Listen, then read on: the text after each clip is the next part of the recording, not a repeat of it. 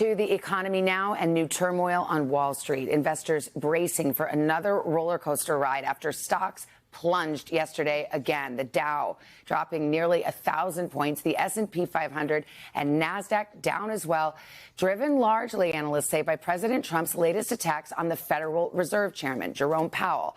Let's turn to NBC's senior business correspondent, Christine Romans. Christine, good morning. Good morning. Okay, I mean, we know that the president and Jerome Powell have beef, or at least, the president has had his criticisms. He wants Powell to cut interest rates. Right.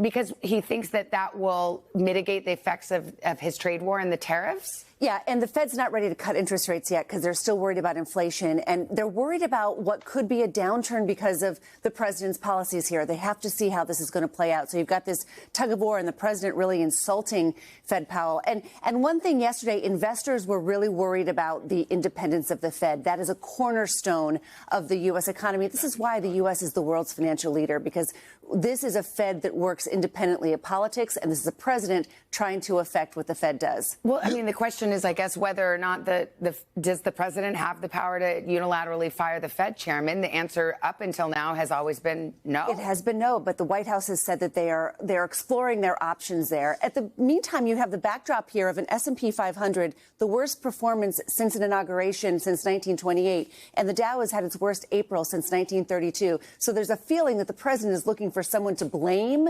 for what is the damage in the markets and the economy from his own trade war, and that is Jerome Powell. And to be clear, he's the Fed chair, but the Fed is, it's their 10 members on the federal board. Yeah, there are other people who vote as well. So right. If you change or remove Jerome Powell, you could still have a Fed that doesn't cut interest rates. But this is a lot of optics and a lot of insults flying here, not back and forth, but just in one direction. And you saw investors yesterday alarmed selling the dollar, stocks and bonds. They're calling it the Sell America trade.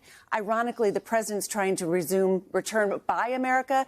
Investors are looking at the chaos of the United States and saying, we're going to sell that. Right now, we see a little bit of a bounce this morning, searching for maybe some stability. But you've got markets down 9-10% since April 2nd when the president was at the Rose Garden announcing his tariffs. So it's been a tough ride. All right, Christine, we'll continue to watch it. Thank you.